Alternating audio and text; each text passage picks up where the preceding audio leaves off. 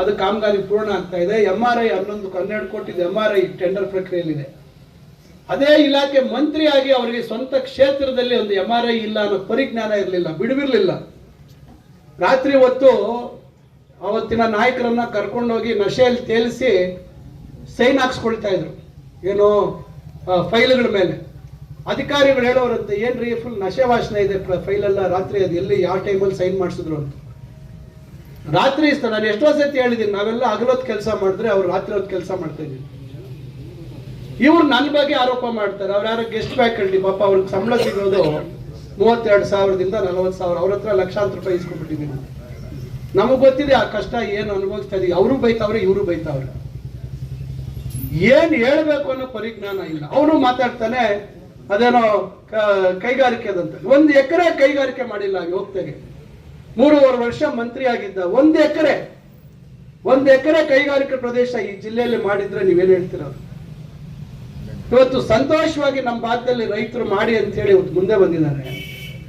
ಈಗಾಗಲೇ ಇನ್ನ ಬೇರೆ ಬೇರೆದಕ್ಕೆ ಜಾಗ ಕೊಡೋದಕ್ಕೆ ಮಾಡ್ತಾ ಇದೀವಿ. ಏನೋ ಈ ಭಾಗದಲ್ಲಿ ಕೈಗಾರಿಕೆಗಳು ಚೆನ್ನಾಗಿ ಆಗ್ಬೇಕು, ರೈತರಿಗೆ ಅಂತರ್ಜಲ ವೃದ್ಧಿ ಮಾಡುವಂತದ್ದು ಆಗ್ಬೇಕು, ಎರಡೂ ಸಮಾನವಾಗಿ ನಾವು ಪರಿಗಣಿಸಬೇಕು ಅಂತಕ್ಕಂಥ ದೃಷ್ಟಿಯಲ್ಲಿ ಇವತ್ತು ನಾವು ಮಾಡ್ತಾ ಇದ್ದೀವಿ. ಇದು ಯಾವುದು ಸಹಿಸ್ಕೊಳಕ್ ಅವ್ರಿಗೆ ಆಗ್ತಾ ಇಲ್ಲ. ಸುಮ್ಮನೆ ಮಾತಾಡ್ಬಿಡೋದು.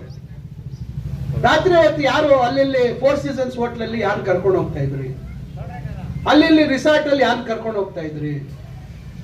ಅದು ಯಾರೋ ಉನ್ನತ ಮಟ್ಟದ ನಾಯಕರ ಹೆಂಡತಿ ಮಗ ಬಂದು ಬಾಯಿಗೆ ಬಂದಿದ್ದಿ ಮನೇಲಿ ಬಂದು ಬೈದ್ರು ಅಂತ ನನಗೆ ಮಾಧ್ಯಮದವ್ರು ಹೇಳ್ತಾ ಇದ್ರು. ಯಾರು ಬಂದು ಬೈದಿದ್ದಿ ಮನೆಯಲ್ಲಿ? ಇಂಥ ಅಲ್ಕಾ ಕೆಲಸ ಯಾಕೆ ಮಾಡ್ತೀಯಾ, ನಮ್ಮ ಯಜಮಾನ್ರನ್ನ ಯಾಕೆ ಹಾಳು ಮಾಡ್ತೀಯ ಅಂತ ಬೈದವ್ರು ಯಾರು? ಇದ್ರ ಬಗ್ಗೆ ಏನಾದ್ರು ಹೇಳ್ತೀರಾ ಮಾನ್ಯ ಸುಧಾಕರ್ ಅವರೇ, ಲೋಕಸಭಾ ಸದಸ್ಯರು? ಇದ್ರ ಬಗ್ಗೆ ಉತ್ತರ ಕೊಡಕ್ಕಾಗತ್ತಾ ನಿಮ್ ಕೈಯಲ್ಲಿ? ಯಾರು ನಿಮ್ ಮನೆಯಲ್ಲಿ ಬಂದು ಬೈದವರು? ರಾತ್ರಿ 2 ಗಂಟೆ 3 ಗಂಟೆಗೆ ತೇಲಾಡಿಸ್ಕೊಂಡು ನಮ್ಮ ಯಜಮಾನ್ರನ್ನ ಮನೆಯಲ್ಲಿ ಮಲಗಿಸ್ತಿದ್ರಲ್ಲ ತಂದು ಯಾರು ಅಂತ ಹೇಳಿ ಯಾಕೆ ನಿಮ್ಮ ಹತ್ರ ಗಲಾಟೆ ಮಾಡ್ತಿರು? ನಾನು ಹೇಳ್ತಾ ಇರ್ಲಿಲ್ಲ, ನಿಮ್ ಪಕ್ಷದವರೇ ಮಾತಾಡ್ತಿದ್ರು. ಅವತ್ತಿನ ಪರಿಸ್ಥಿತಿ ಏನಿತ್ತು ಅಂತ ನಿಮ್ ಪಕ್ಷದವ್ರು ಹೇಳ್ತಾ ಇದ್ರು. ಇಷ್ಟೆಲ್ಲ ನಿಮ್ದು ಇಟ್ಕೊಂಡು ವಿನಾಕಾರಣ ನನ್ನ ಮೇಲೆ, ನಮ್ಮ ಅಣ್ಣನ ಮೇಲೆ, ಇನ್ನೊಬ್ಬರ ಮೇಲೆ, ನಮ್ಮ ಅಣ್ಣ ಇಲ್ಲಿ ಜವಾಬ್ದಾರಿ ಹೊತ್ಕೊಂಡು ನನ್ನ ಜವಾಬ್ದಾರಿ ಸ್ವಲ್ಪ ಕಮ್ಮಿ ಮಾಡ್ಕೊಂಡು ಓಡಾಡ್ತಿದ್ರು. ಎಲ್ಲ ಈ ರೀತಿ ನೀವು ಮಾಡ್ದಂಗೆ ಎಲ್ಲರೂ ಮಾಡ್ತಾರೆ ಅಂತ ಭಾವಿಸಿದ್ದೀರಾ? ಜಿಲ್ಲೆಯಲ್ಲಿ ಅಧಿಕಾರಿಗಳನ್ನ ಕೇಳಿ ನಾನು ಯಾವ ರೀತಿ ನಡ್ಕೊಳ್ತಾ ಇದ್ದೀನಿ, ಯಾವ ರೀತಿ ಅಧಿಕಾರಿಗಳ ಹತ್ರ ಕೆಲಸ ಮಾಡಿಸ್ತಾ ಇದ್ದೀನಿ. ನಿಮ್ಮಾಗಿ ನಾನು ಯಾವತ್ತೂ ನಡ್ಕೊಂಡಿಲ್ಲ. ನಿಮ್ ತರ ರಾಜಕಾರಣ ನಾನು ಮಾಡಿಲ್ಲ. ಕೋವಿಡ್ ಸಂದರ್ಭದಲ್ಲಿ 27 ಜನ ಸಾವಿಗೆ ನಾನು ಕಾರಣ ಆಗಲಿಲ್ಲ. ಕೋವಿಡ್ ಸಂದರ್ಭದಲ್ಲಿ ಆ ಕಷ್ಟದ ಪರಿಸ್ಥಿತಿಯಲ್ಲಿ ಲೂಟಿ ಮಾಡ್ತಕ್ಕಂಥ ಕೆಲಸಗಳನ್ನ ನಾವು ಮಾಡಿಲ್ಲ. ಇವೆಲ್ಲ ಸ್ವಲ್ಪ ಜವಾಬ್ದಾರಿಯಿಂದ ಮಾತಾಡಿದ್ರೆ ಬಹುಶಃ ನಿಮ್ಗೂ ಶೋಭೆ ತರ್ತದೆ.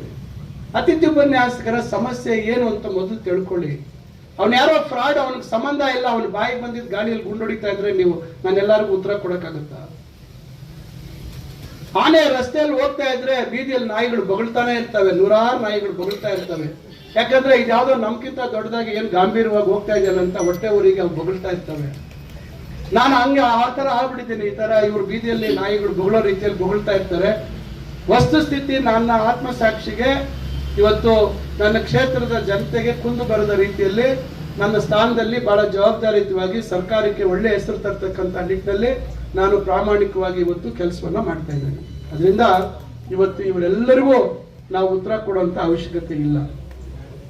ಇವತ್ತು ಕ್ಷೇತ್ರದಲ್ಲಿರ್ತಕ್ಕಂಥ ಜನರ ವಿಶ್ವಾಸ ಉಳಿಸ್ಬೇಕು. ಇವತ್ತು ನೋಡಿ, ಇಡೀ ದಿವಸ ಇವತ್ತು ಕಾರ್ಯಕ್ರಮ ಹಾಕೊಂಡಿದ್ದೆ. ತುರ್ತಾಗಿ ಈಗ ನಮ್ಮ ಇದೇ ಅತಿಥಿ ಉಪನ್ಯಾಸಕರಿಗೆ ಸಂಬಂಧಪಟ್ಟಂತೆ ಲೀಗಲ್ ಟೀಮ್ ಜೊತೆ ಚರ್ಚೆ ಇದೆ ಅಂತ ಹೇಳಿ ನಮ್ಮ ಕಾನೂನು ಸಚಿವರು ಸೂಚನೆ ಕೊಟ್ಟರು. ಇಲ್ಲ 5:30ಗೆ ಬಂದ್ಬಿಡು ಸುಧಾಕರ್, ಮೀಟಿಂಗ್ ಇದೆ ಅಂತ. ಅವ್ರು ಬೆಳಗ್ಗೆ ಫಿಕ್ಸ್ ಮಾಡಿದ್ರೆ ಈ ಬೆಳಗ್ಗೆ ಪ್ರೋಗ್ರಾಮ್ ಕ್ಯಾನ್ಸಲ್ ಆಗ್ತಿತ್ತು. ಅವರು ಸಂಜೆ 5:30 ಅಂದಿದ್ದಕ್ಕೆ ಆಯ್ತು ಮಧ್ಯಾಹ್ನದವರೆಗೂ ಕಾರ್ಯಕ್ರಮ ಮಾಡಿ ನಾನು ಮತ್ತೆ ಅಲ್ಲಿ 5:30 ಒಳಗೆ ಅಲ್ಲಿ ಸೇರ್ಕೊಳ್ತೀನಿ ಅಂತಕ್ಕಂಥ ಕಾರಣದಿಂದ ಇದಕ್ಕೆ ಮುಂದೆ ಹಾಕೋದು ಬೇಡ, ಯಾಕಂದ್ರೆ ಕಾಮಗಾರಿ ಬೇಗ ಚಾಲನೆ ಆಗ್ಲಿ ಅಂತಕ್ಕಂಥ ದೃಷ್ಟಿಯಲ್ಲಿ ಮಾಡಿದ್ದೀವಿ.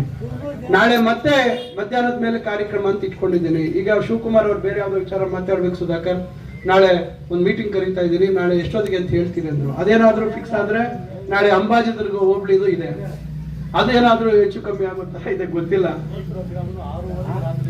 ಅಲ್ಲ, ಅದಕ್ಕೆ ಈ ರೀತಿ ನನಗೆ ಈ ರೀತಿ ಒತ್ತಡ ಇರ್ತದೆ. ಕ್ಷೇತ್ರದಲ್ಲಿ ಕಾಮಗಾರಿಗಳು ಶುರು ಮಾಡುವಂತದ್ದಕ್ಕೂ ಒಂದೊಂದ್ಸತಿ ಫಿಕ್ಸ್ ಆಗಿರೋದು ಕ್ಯಾನ್ಸಲ್ ಆಗೋ ಪರಿಸ್ಥಿತಿ ಆಗ್ತಾ ಇದೆ. ಅದರಿಂದ ನಾನು ಹೇಳುವಂಥದ್ದು, ನಾನಂತೂ ನಿಮಗೆ ಗೊತ್ತಿದೆ ಎಲ್ಲೆಲ್ಲಿ ಓಡಾಡ್ತಾ ಇರ್ತೀನಿ, ಎಲ್ಲೆಲ್ಲಿ ನಿನ್ನೆ ನನಗೆ ಮೊನ್ನೆ ಹುಷಾರಿಲ್ದಿರ ಆಯಿತು, ಸ್ವಲ್ಪ ಹೊಟ್ಟೆ ಇದಾಯಿತು, ಹೆಚ್ಚು ಕಮ್ಮಿ ಆಯಿತು. ಆದರೂ ಬೆಳಗ್ಗೆ 10 ಗಂಟೆಗೆ ಒಂದು ಪ್ರೋಗ್ರಾಮ್ ಅಟೆಂಡ್ ಮಾಡಿ, ಕ್ಯಾಬಿನೆಟ್ ಅಟೆಂಡ್ ಮಾಡಿ, ಮತ್ತೆ ಸ್ವಲ್ಪ ಒಂದಷ್ಟು ರೆಸ್ಟ್ ತಗೊಂಡು ಸಾಯಂಕಾಲ 6 ಗಂಟೆಗೆ ಮತ್ತೆ ಆಫೀಸಲ್ಲಿ ಅಮೇರಿಕಾಯಿಂದ ಬಂದಿತ್ತು, ಡೆಲಿಗೇಷನ್ ಬಂದಿತ್ತು, ಅವ್ರ ಜೊತೆ ಮಾತಾಡಿ ಮತ್ತು ರಾತ್ರಿ 9:30 10 ಗಂಟೆ ಆಯಿತು ಮತ್ತೆ ಮನೆಗೆ ಹೋಗಿ. ಈ ರೀತಿ ಎಷ್ಟೇ ನಮ್ಗೆ ತೊಂದರೆ ಇದ್ರೂ ಕೂಡ ಇವತ್ತು ಜವಾಬ್ದಾರಿ ಪ್ರಾಮಾಣಿಕವಾಗಿ ನಿಭಾಯಿಸ್ತಕ್ಕಂಥ ಕೆಲಸವನ್ನ ಮಾಡ್ತಾ ಇದ್ದೀವಿ.